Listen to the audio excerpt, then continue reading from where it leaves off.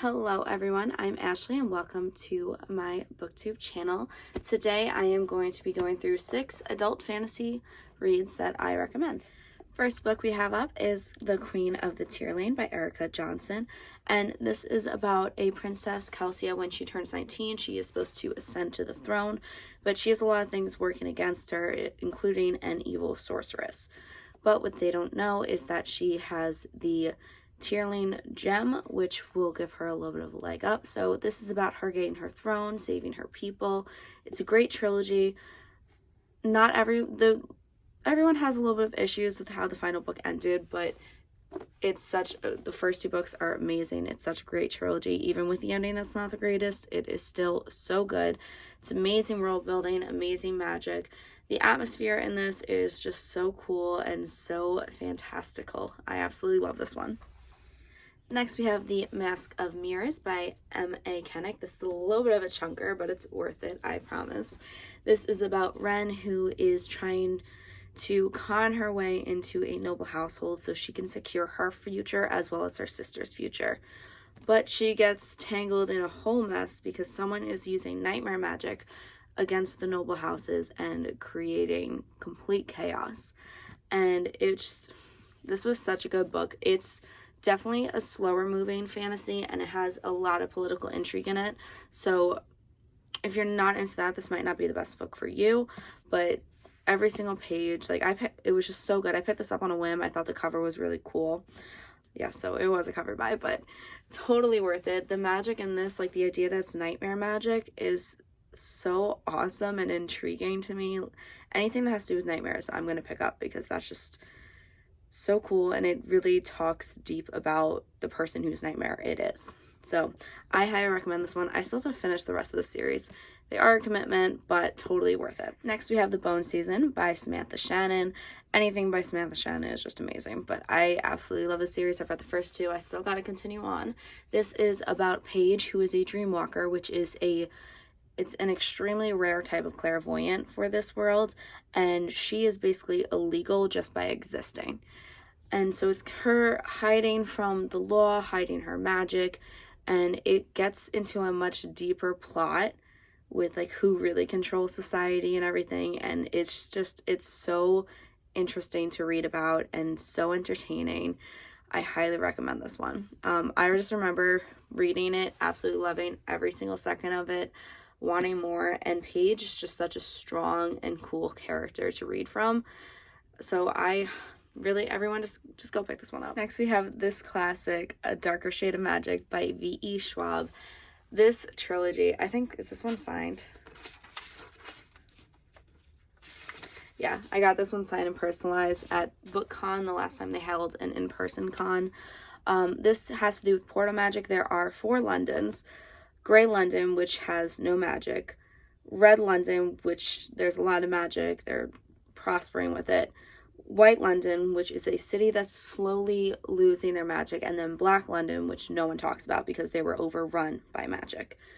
And this follows Kel, who is a traveler. He is one of the very few magicians left who can travel between worlds, and he uses that ability to be a smuggler.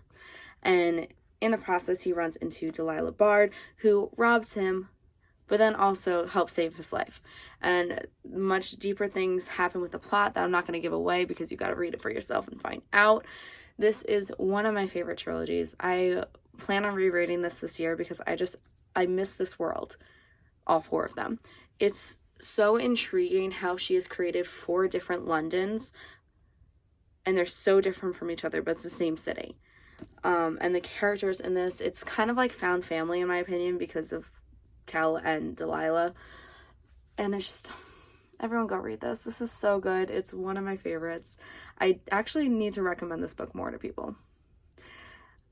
Characters amazing. The world building's amazing. The magic is awesome. So I just go read it. Okay, it can't be a fantasy recommendation video without me mentioning Brandon Sanderson. So I have 2 Brandon Sanderson books to recommend. First up is Mistborn.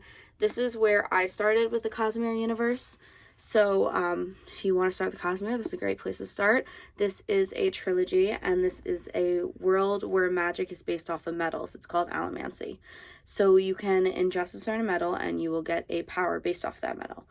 Most people can't even do this, and if they are able to, they can only just ingest one of the metals. And then there's the rare people, the Mistborn, who can ingest all of the metals and get all the powers, and Vin is one of those people. And this is another found family. Vin meets this ragtag group of people who plan on taking down the Lord Ruler, who is basically like a tyrannical dictator type dude. And so their entire goal during this book is just to take him down and take the government back for the people. This is just the start to a very complex and interesting plot line that spans across these 3 books. I flew through this so fast. I got my brother to read it, and my brother never listens to my book recommendations. He even named his cat after Vin. It's the world building. Like, Brandon Sanderson just excels at creating such amazing fantasy worlds. And even though it's adult fantasy, usually adult fantasy tends to be on the slower, more descriptive side, but this one is just like filled with action. You don't get bored at any point. I highly recommend this. Please go read it. And the final book that I have to recommend is The Way of Kings by Brandon Sanderson. This one, I do not know how to paraphrase and explain the plot on my own, so I'm just going to read you the summary, because this is over 1,000 pages. Each book in this series is over 1,000 pages, so it's very complex, high fantasy. So maybe try an easier fantasy before we get into this one, but let's get on with the plot.